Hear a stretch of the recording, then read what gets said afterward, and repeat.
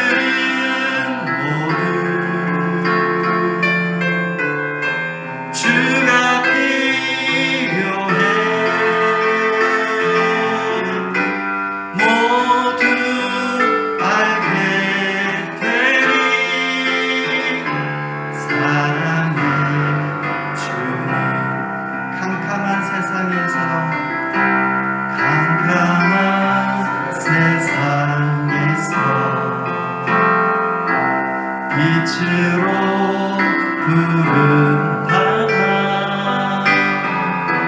잃어버린 자들과 나누라고 하시네. 주의 사랑으로만 사랑할 수 우리가 나눌 때에 그들 알겠네. 그들은 모두 주가 필요해. 깨지고 상한 마음 주가 여시네. 그들은 모두 주가 필요해. 모두 알게 되리. 사랑의 주님.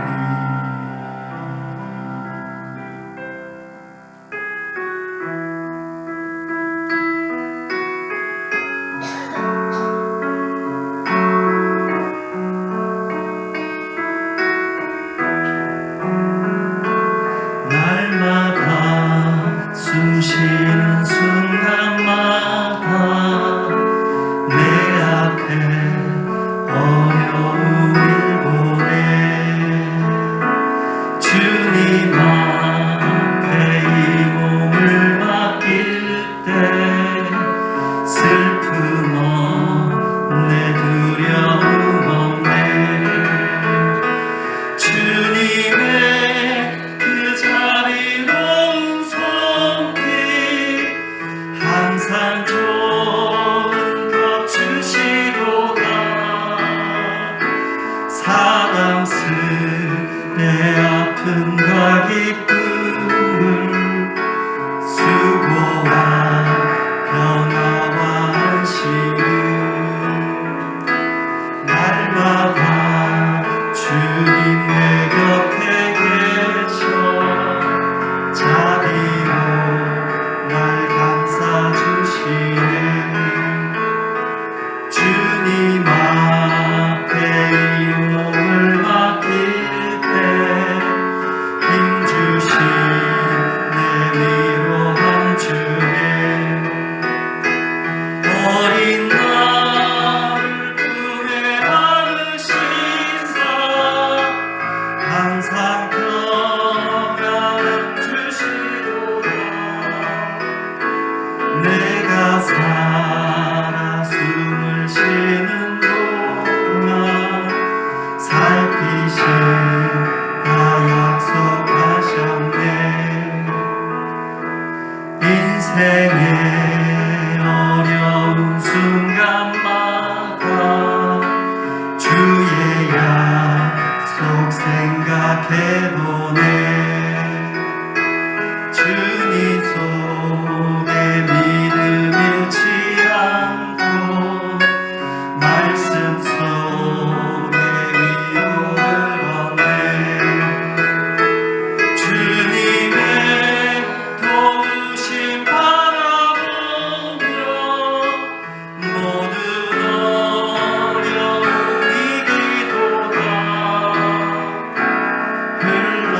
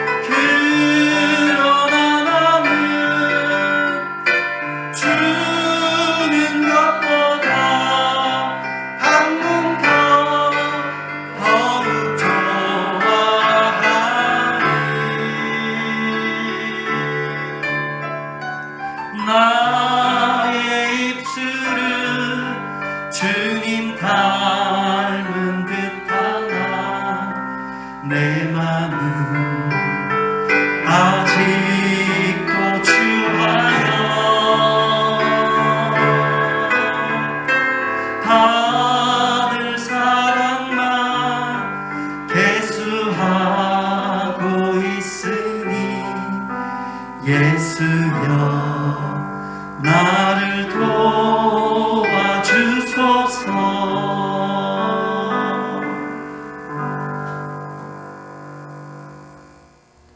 기도하겠습니다. 참 좋으신 아버지 하나님 감사합니다. 오늘 우리가 하나님 앞에 예배할 수 있도록 이끌어 주시니 감사합니다. 온 마음을 다하여 온 정성을 다하여 하나님을 예배할 수 있도록 성령 하나님 우리를 주관하여 주옵소서. 이 예배를 받으시며 우리 가운데 임재하셔서 그 하나님의 마음을 우리의 삶에 담을 수 있게 하시고 그 하나님의 마음을 따라 살아갈 수 있도록 우리를 복 주옵소서. 하나님, 이 한국 교회와 이 땅을 긍휼히 여겨 주셔서 은혜를 베풀어 주시고 하나님의 은혜로 새롭게 일어설 수 있도록 하나님 복 주옵소서. 참으로 많은 이들이 고통하며 그 고통 가운데서 어찌할 바를 몰라 갈 길을 몰라 헤매고 있습니다. 주님, 우리에게 지혜를 주시고 용기를 주시며 사랑을 주셔서 이 어려운 때를 아름답게 지나갈 수 있게 하시고 하나님이 원하시는 것들을 배워나가는 귀한 기간들 될 수 있도록 하나님 축복하옵소서. 특별히 우리 교회 성도들을 주님 붙잡아 주시길 원합니다. 우리가 한 곳에 장소적으로 모여 예배하지 못하지만 우리가 예배할 때마다 성령 하나님 우리를 하나로 묶어 주시고 주님을 향한 우리의 발걸음이 멈춰지지 않도록 주님 복 주옵소서. 감사하며 예수님의 이름으로 기도합니다. 아멘. 교회 소식 좀 전해드리겠습니다. 계속해서 우리 주일 저녁에 줌으로 성경 공부하고 있습니다. 많은 분들 참여해 주시고 계신데 더 열심히 참여해 주시면 감사하겠습니다. 이번 주 또 명절 추석이 있습니다. 경건하게 가족들과 함께 보내시면서 더 즐거운 시간 될 수 있기를 바랍니다. 우리 하나님의 말씀 보겠습니다. 하나님의 말씀은 베드로전서 2장 13절부터 18절까지 말씀입니다. 우리 한 목소리로 읽도록 하겠습니다. 읽습니다. 시작. 인간의 모든 제도를 위하여 순종하되 혹은 위에 있는 왕이나 혹은 그가 악행하는 자를 징벌하고 선행하는 자를 포상하기 위하여 보낸 총독에게 하라. 곧 선행으로 어리석은 사람들의 무식한 말을 막으시는 것이라. 너희는 자유가 있으나 그 자유로 악을 가리는 데 쓰지 말고 오직 하나님의 종과 같이 하라. 무사람을 공경하며 형제를 사랑하며 하나님을 두려워하며 왕을 존대하라. 사환들아, 범사에 두려움으로 주인들에게 순종하되 선하고 관용하는 자들에게만 아니라 또한 까다로운 자들에게도 그리하라. 아멘.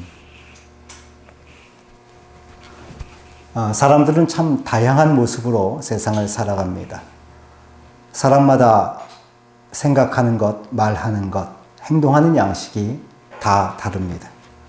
이런 사람들이 모여 살기 때문에 사람들이 사는 곳에서는 질서가 필요합니다. 그리고 이 질서를 유지하기 위하여 제도를 만들곤 합니다.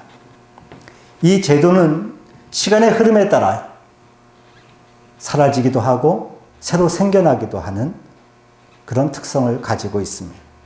이 사회 제도 자체는 절대적인 가치를 갖는 것이 아니고 다양하면서 가변적인 것입니다.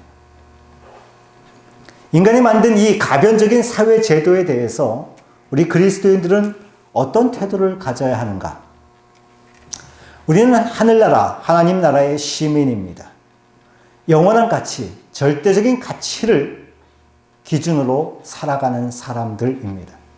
이 땅에서는 거류민, 다른 나라 국적을 가지고 살아가는 그런 사람이요, 나그네, 지나가는 사람입니다. 때문에 일시적인, 절대적인 가치가 아닌 것들에 우리가 얽매일 필요가 있는가라는 질문을 하면서 이 땅의 질서를 무시하는 경향이 있을 수 있습니다. 이 땅의 구조나 제도를 나와는 상관없는 것으로 취급할 수 있다는 것입니다. 그러나 사도 베드로는 그 자체로는 영원하지도 절대적이지도 않은 이 인간이 만든 모든 제도에 순종하라고 말합니다. 심지어 사도 바울은 각 사람은 위에 있는 권세에 순복하라.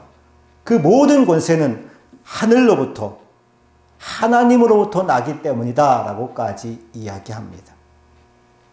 어떤 분들은 이야기하기를 지금 베드로가 왕이나 혹은 총독을 이야기하고 있다. 그런데 이 시대에는 왕과 총독이 없기 때문에 이 말씀은 고대의 그 당시에 해당하는 것이지 지금은 아니다라고 말하는 분도 있습니다. 그러나 왕과 총독은 베드로가 제도의 예를 들기 위하여 든 경우일 뿐이지 베드로가 말하는 것은 인간의 모든 제도에 순복하라, 순종하라는 것입니다. 그렇다면 우리 시대, 저와 여러분이 가장 중요하게 생각하고 순복해야 할, 순종해야 할 근본적인 제도는 무엇일까? 우리가 순종해야 되는 이 시대의 가장 근본적인 제도는 무엇일까? 여러 가지 민주적인 규약들이 있을 것입니다.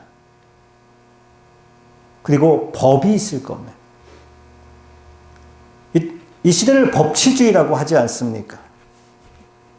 베드로는 지금 우리에게 이 시대의 사회제도, 법을 지키라고 명령하고 있습니다. 나아가서 그 법에 의해서 세워진 조직들, 그리고 법의 기초에서 세워진 그 조직을 운영하는 그 사람들이 펼치는 정책까지 포함시키고 있습니다. 그리스도인은 법을 지켜야 합니다. 그리고 그 법에 기초한 정책들과 사회적 규약들에 순종해야 합니다.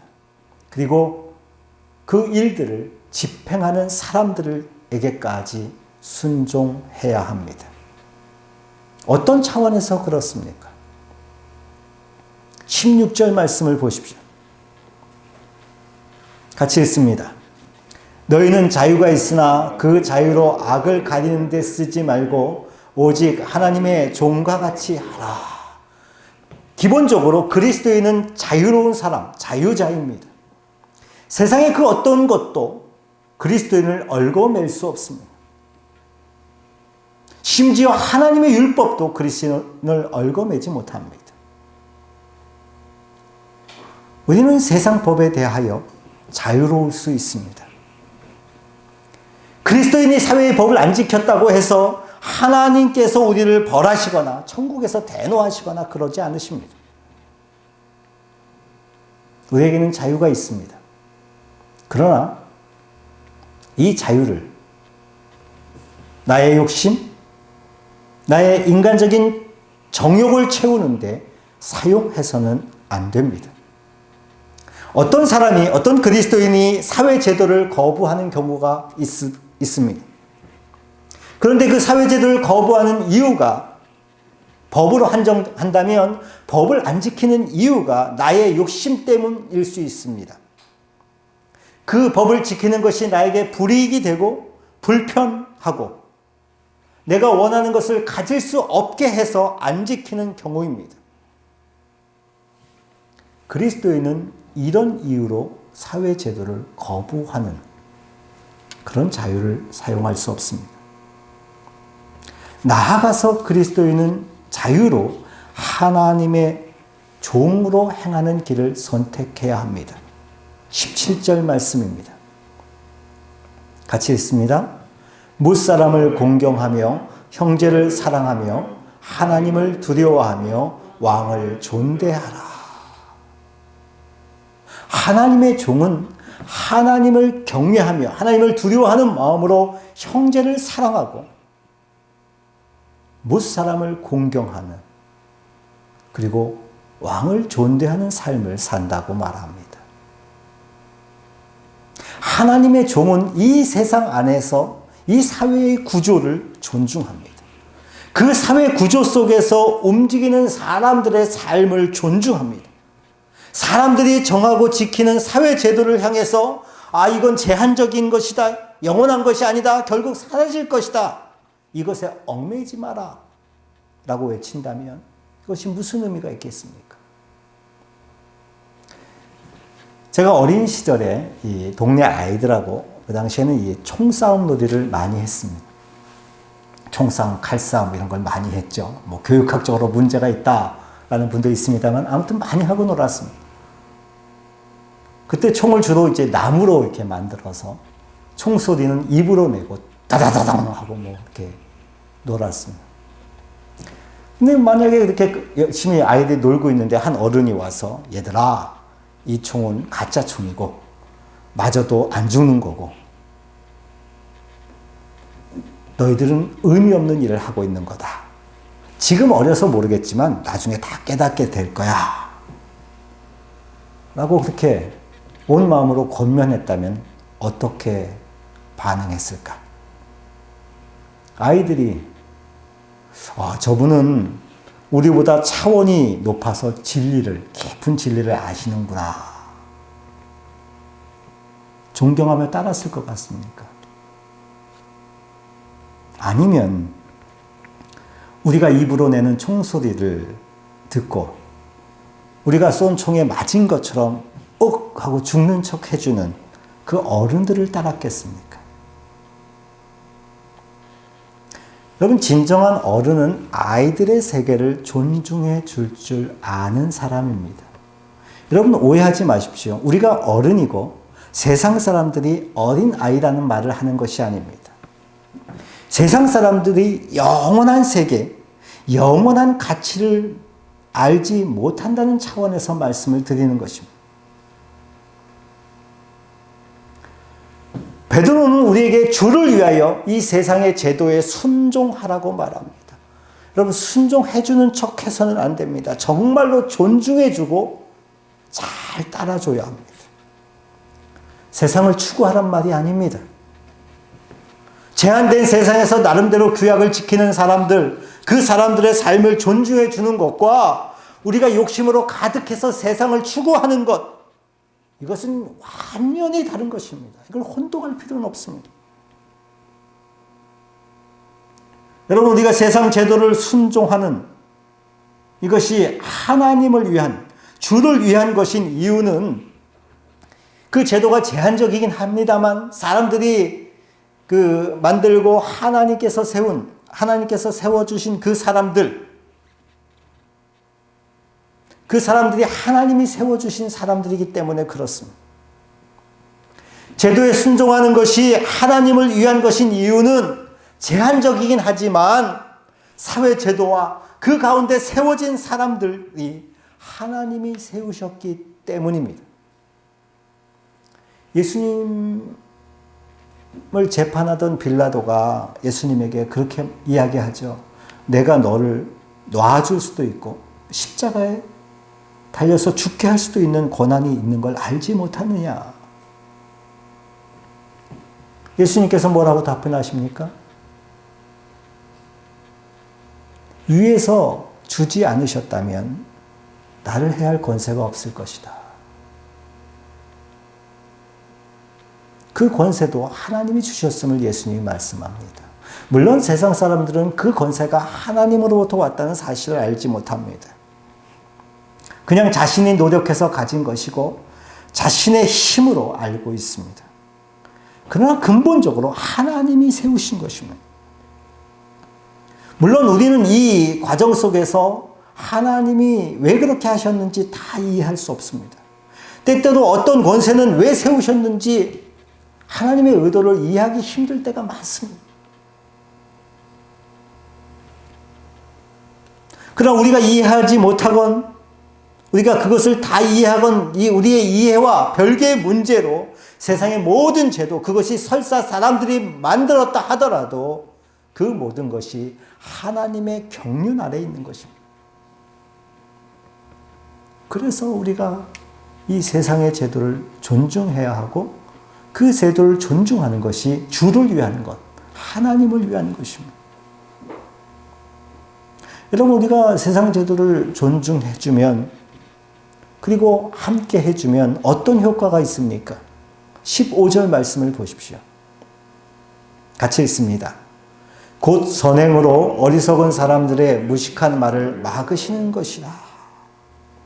여러분, 우리가 제도에 순종함으로 사람들과 함께 해줌으로 말미암아서 사람들이 너희들은 하나님 나라에 속했다는 이유로 잘난 척하고 영원한 것을 안다는 이유로 우리를 무시한다라는 이 무식한 말들이 설 자리가 없게 하는 것입니다.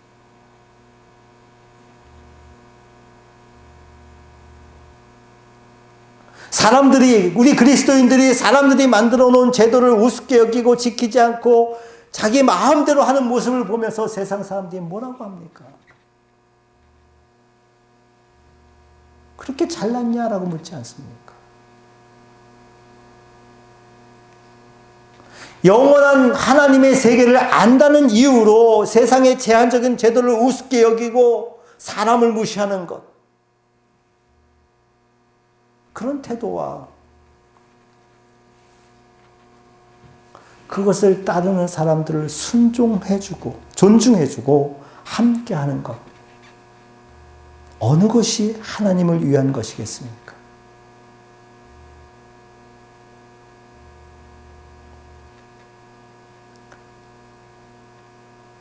세금을 바르게 내고 이 땅에 살면서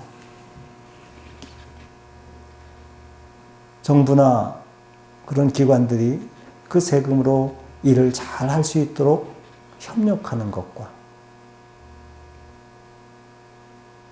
내가 뭐 그런데 얽매여 난 어차피 하늘나라 사람인데 라고 말하면서 자기 욕심만을 채우는 사람, 아니 자기 욕심이 아니어도 그렇죠. 예전에 제가 TV 프로그램에서 그런 걸 본 적이 있어요. 그 세금을 너무 많이 밀린 사람들을 찾아다니면서 세금을 이렇게 걷어오는 공무원들이 있습니다. 세금 징수원이라고 하죠. 이제 그 사람들의 그 이야기를 그린 건데, 어떤 분이 세금을 참 많이 안 냈어요. 그래서 그 집을 찾아갔습니다. 그래서 뭐 여러 가지 조치를 취한 다음에 그 돈이 발견됐어요. 이거 세금을 내라.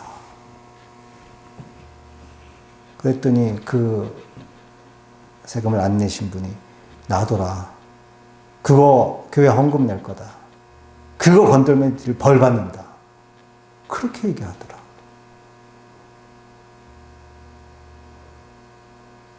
여러분, 그 헌금이 주를 위한 것이겠습니까?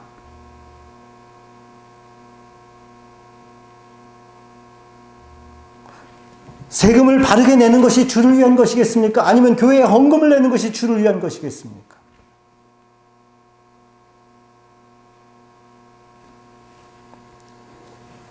인간이 만든 제도, 그것에 잘 순종해야 합니다. 그렇다면 성경이 무조건적으로 무한한 순종을 요구하는가? 그렇지는 않습니다. 권세자가 어떤 일을 하든 무조건 순종하라는 말은 결코 아닙니다. 제도에 순종하라는 이 말씀이 상당히 왜곡되기도 하고 과용되기도 했었는데요.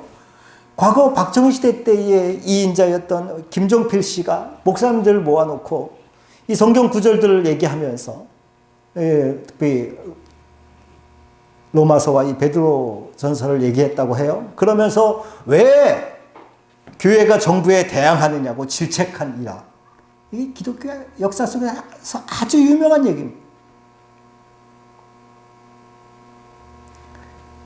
이 순종이 그렇게 사용될 수는 없는 겁니다.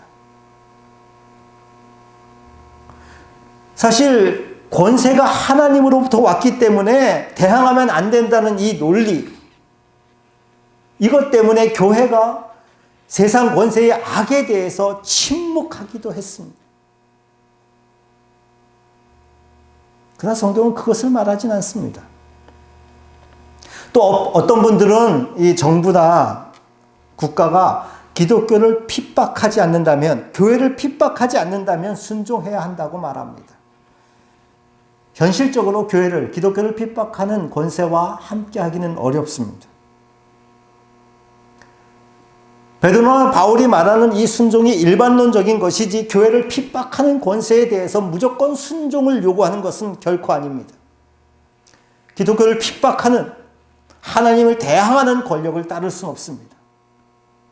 그러나 여러분, 기독교를 핍박하지 않는다고 해서 무조건 다 순종해야 하는 것은 아닙니다. 국가가 교회를 핍박하지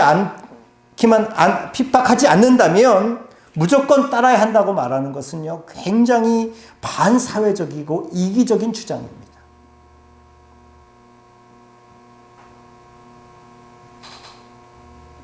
잘못하면 교회를 핍박하지는 않지만 다른 사람들을 핍박하는 그 악에 대해서 침묵할 수 있기 때문에 그렇습니다.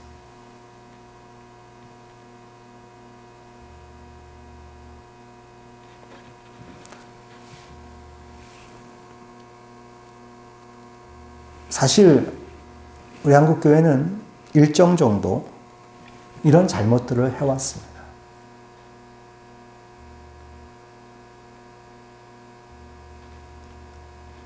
물론 하나님의 은혜가 있었고 성령의 역사가 있었지만 한국교회가 가장 많이 성장했던 시기는 박정희 정권 시대고 전두환 정권 시대입니다. 사실 많은 사람들이 핍박을 받고 인권이 유린되던 그 시절에 국가 권력이 교회를 핍박하지 않는다는 사실 때문에 교회들이 침묵했고 그 침묵을 통해서 교회들은 많은 혜택을 받습니다.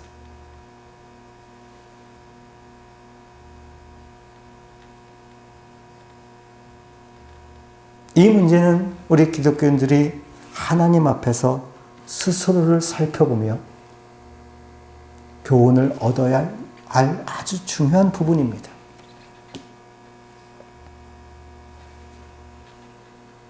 무한한 순종도 아니고 이런 제한이 있는 순종이라면 그렇다면 순종의 시금석은 무엇인가?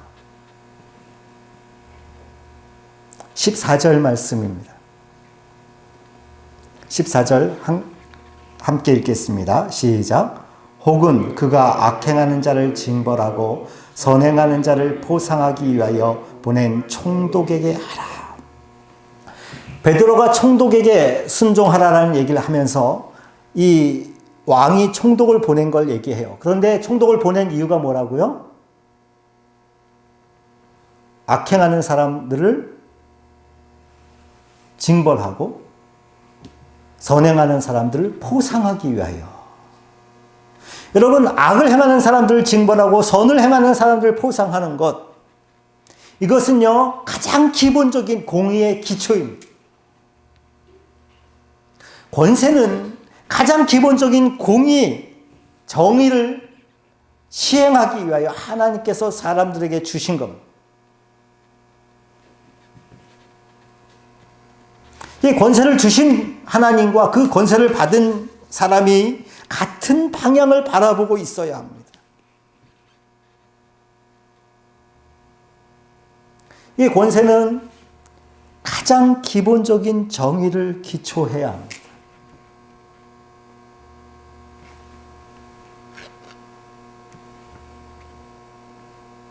그래서 종교개혁자 칼빈은 좀 과격한 표현을 사용하기도 합니다. 국가는 사람들이 개가 되지 않도록 하기 위해서 하나님께서 권세를 위임하신 기관이다 라고까지 말합니다.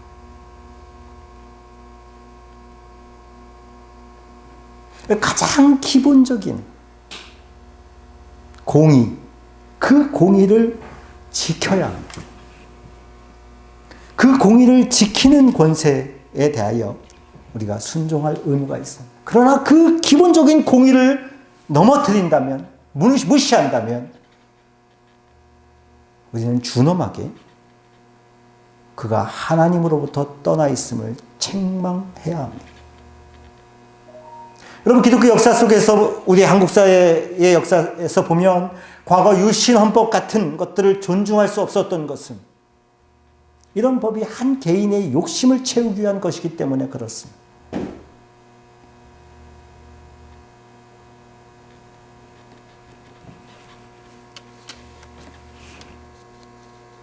한국 교회가, 그리고 외람되지만 많은 교회 지도자들이 그런 헌법에 대하여 찬양하며 공개적으로 찬성하는 입장을 표방했었던 것은 회개해야 할 부분입니다.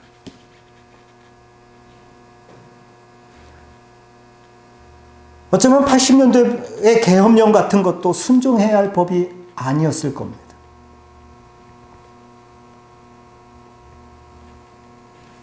우리는 이 법이, 권세가 기본적인 공의에 기초하고 공동체의 선을 지향하고 있는지 살피며 순종해야 합니다.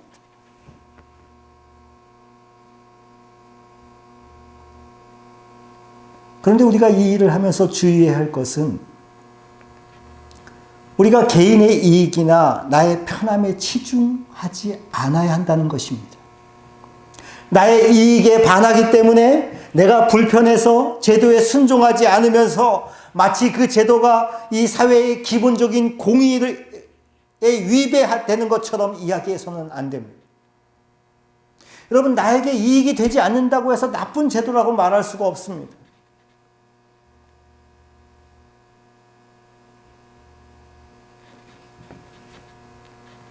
요즘 이 부동산 문제가 굉장히 심각해지면서 정부에서 뭐 1가구 1주택을 지향하면서 여러 가지 정책 내지 제도를 마련하고 있습니다.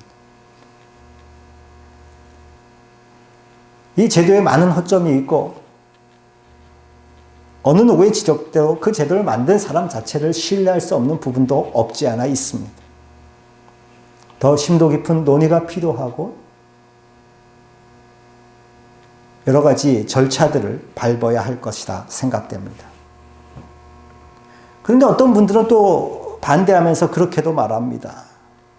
내 돈 가지고 내 마음대로 쓰겠다고 하는데 왜 그렇게 못하게 하냐? 공산주의냐?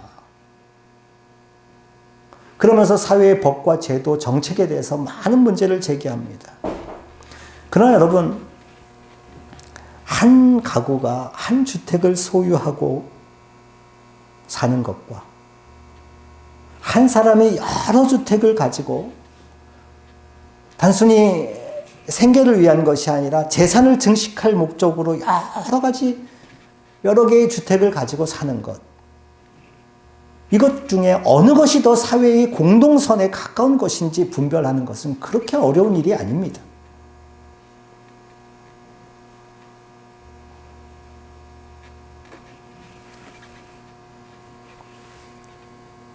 정말 우리 시대는 사회제도에 적응하기보다는, 순종하기보다는 자기 목소리, 남이 어찌 되었건 상관없이 자기의 이익을 주장하는 그런 시대입니다. 그리고 기독교인들도 이 분위기에 굉장히 편승해 있습니다.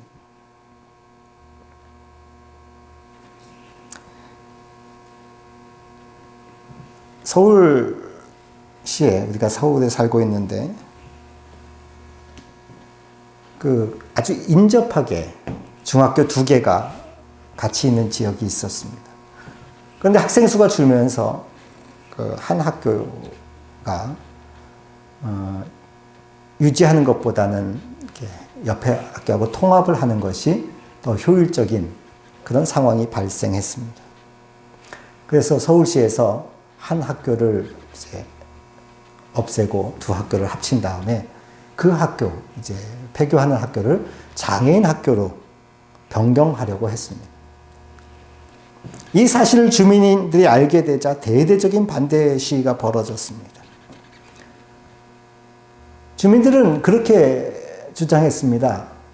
야, 이 서울 시내 이 한복판에 있는 이 학교를 인수해서 장애인 학교를 세우려면 돈이 많이 드니까 조금 떨어진 곳에 더 좋은 시설의 학교를 세울 수 있지 않겠냐.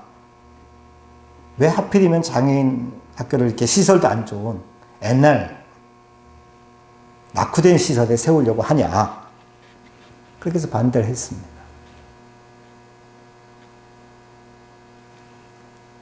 그러면서 더 큰 반대의 동인이 밝혀졌는데요. 결국 땅값이 떨어지는 것 때문이었습니다. 그럼 반대가 너무 심해서 이 사업은 중단된 채 그렇게 남아 있습니다. 의사들가 되고자 하는 사람들의 의사 국가고시 문제도 아직 해결되지 않았습니다. 며칠 전에 보니까 시험을 보겠다라고 얘기를 했다고 합니다. 그러면서도 절대로 국가 정책에 순응할 수는 없다라고 발표를 했습니다.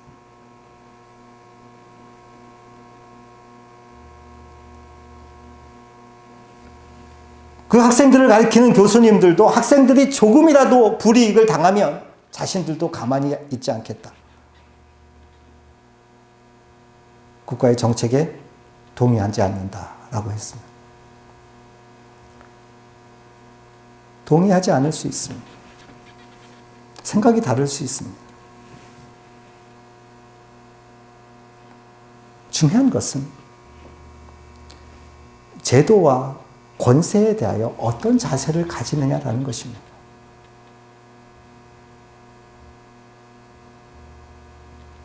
존중해주는 마음들이 이 시대에는 전혀 없습니다. 자기의 이익, 그것이 최고의 가치입니다. 인간에게 있어야 할 가장 기본적인 공의를 세우기 위하여 하나님께서 그 제도와 그 사람들을 세우셨다는 사실을 기독교인들도 인정하지 않으려고 합니다.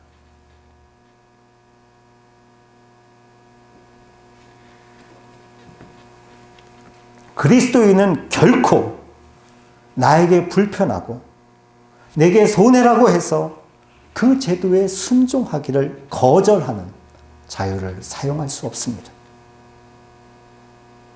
직장 안에서도 마찬가지입니다. 사환들아 라고 시작되죠. 18절 말씀 같이 읽겠습니다. 읽습니다. 사환들아 범사에 두려워함으로 주인들에게 순종하되 선하고 관용하는 자들에게만 아니라 또한 까다로운 자들에게도 그리하라. 여기 관용이라는 건 친절 말이에요. 친절. 이 까다로움이라는 것은 관용과 반대되는 개념이겠죠. 직장 생활을 하면서 나에게 친절하지 않은 상사에게도 순종하라고 합니다. 그럼 무엇 때문에 까다롭게 구는지 정확히 모르겠습니다. 회사의 이익을 위하여 나를 불편하게 하는 것인지 아니면 그 사람 자체가 못돼 먹어서 그러는 것인지 잘 모르겠습니다만 어떤 경우라 하더라도 상사에게 순종해야 합니다. 물론 이 말이 어떤 범죄를 묵인하거나 함께 하라는 말은 분명히 아닙니다. 다만 개인적인 관계가 순종의 여부를 결정해서는 안 된다는 것입니다. 나에게 잘해주면 말을 듣고 그렇지 않고 내게 좀 불리한 것 같으면 말을 안 듣고 하는 그런 것은 안 된다는 것입니다. 여러분 설사 상사가 조금 불의한 사람이라 하더라도 혹은 나쁜 동기로 일을 진행한다 하더라도 우리가 순종할 수 있는 것은 하나님에 대한 믿음 때문에 그렇습니다. 예수님을 죽음의 자리로 몰아넣었던 사두개인, 바리새인, 제사장들 그들은 악한 동기를 가지고 있었습니다. 그런데 예수님께서 이 불의한 재판을 다 당하십니다. 다 받으십니다. 빌라도가 보기에도 무엇인가 문제가 있는 재판인데 예수님은 전혀 문제를 제기하지 않습니다. 그냥 하자는 대로 다 하십니다. 그런데 어떤 일이 벌어집니까? 예수님의 인생이 하나님의 뜻을 이루는 도구가 됩니다.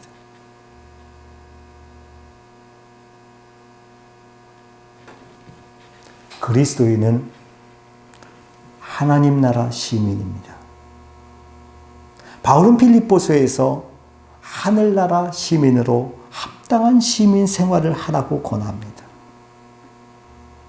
여기에는 이 땅에서 합당한 시민이 되는 것이 포함됩니다.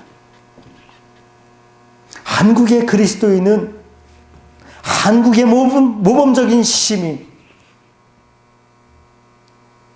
이 지구촌의 모범적인 시민이 되어야 합니다. 이것이 주님을 위한 길입니다. 우리가 이런 모습을 잘 견지해야 영원한 진리를 알지 못하는 사람들의 무식한 말을 막을 수 있습니다. 이 시대에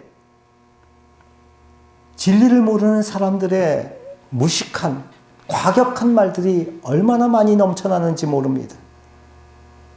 심지어 하나님의 교회가 없어져야 할 악이라고 말하는 사람들도 있습니다.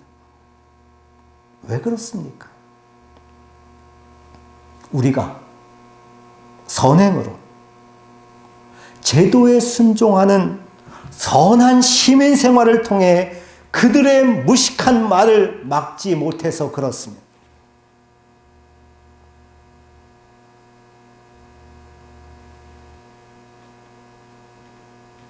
여러분 보십시오.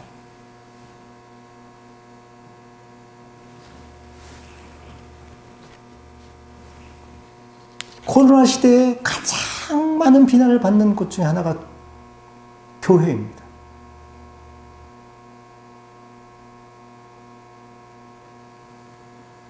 물론 세상 사람들의 오해가 있습니다. 어떤 사람들은 국가가 교회를 핍박한다고까지 말합니다. 여러분, 말도 안 되는 얘기입니다. 기독교를 표방하는 사람이 우리나라에 1천만 명입니다. 어떤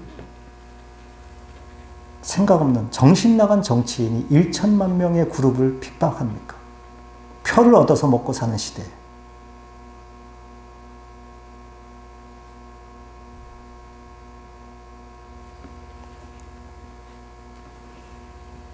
여러분, 그리스도인들이, 교회가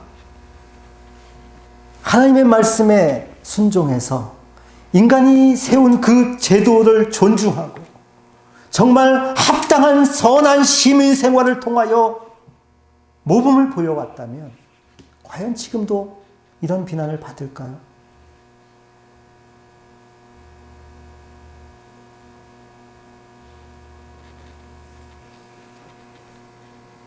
제도에 순종하십시다.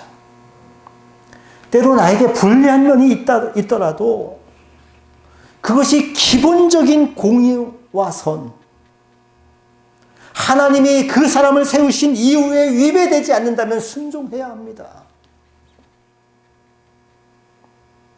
나의 이익과 나의 불편을 이유로 제도와 정책에 대해서 항거하지 마십시오. 이것이 합당한 시민 생활입니다. 우리가 이렇게 살아갈 때, 우리가 하늘의 것을 추구하며 영혼을 향해서 나가는 우리의 이 삶을 비난하는 무식한 말들, 그 말들을 막고 하나님의 뜻을 성취하는 길을 걸을 수 있습니다. 여러분,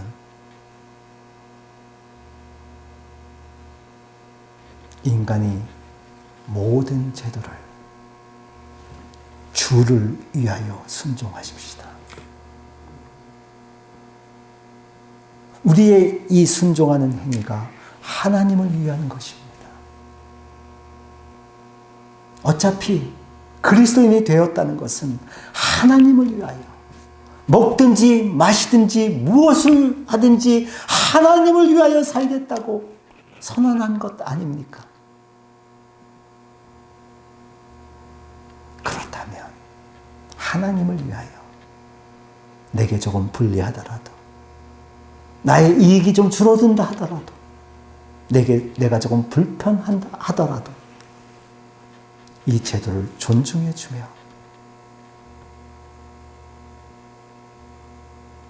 내가 하나님을 위하여 나의 자유를 내려놓고 있음을 하나님 앞에 논증하는 그런 삶을 살 수 있기를 주님의 이름으로 축복합니다. 기도하겠습니다.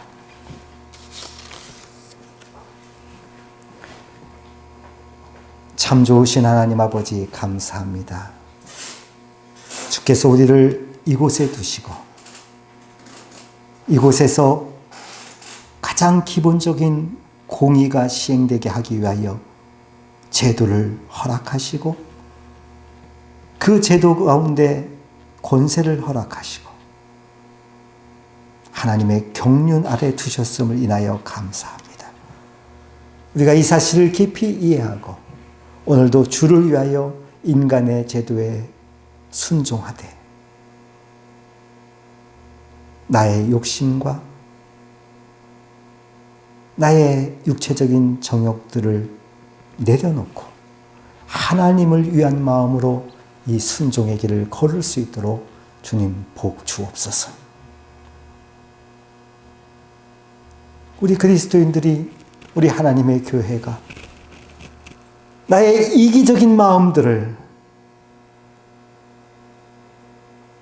개인적인 욕구들을 신앙과 하나님의 이름으로 추구하지 아니하도록 주님 우리를 일깨워 주옵소서.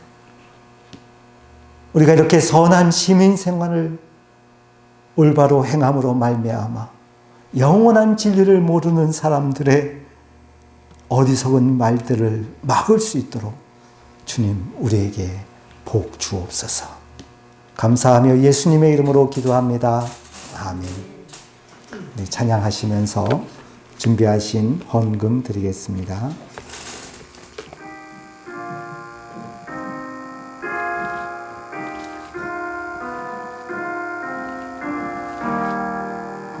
겸손히 주를 섬길 때 괴로운 일이 많으나 구주여 내게 힘주사 잘 감당하게 하옵소서. 장래의 영광 비추사 소망이 되게 하시며 그 주와 함께 살면서 참 평강 얻게 하소서. 기도하겠습니다. 참 좋으신 아버지 하나님 감사합니다.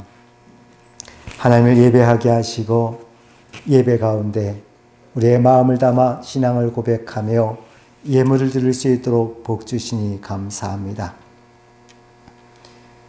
단지 물질을 드림이 아니요 우리의 마음과 생각과 삶을 드리는 온전한 고백될 수 있도록 주님 복 주시고 우리가 드린 이 예물이 하나님의 복음을 위하여 합당하게 아름답게 쓰여질 수 있도록 하나님 역사하여 주옵소서.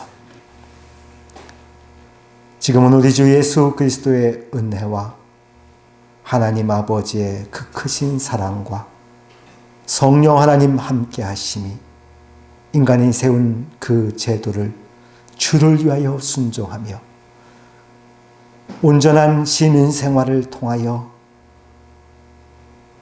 하나님의 아름다움을 이 땅에 드러내며 우리가 걸어가는 이 삶의 존귀함에 해를 끼치는 무지한 말들을 막고자 하는 주의 백성들 가운데 지금부터 영원까지 함께 있을지어다. 아멘.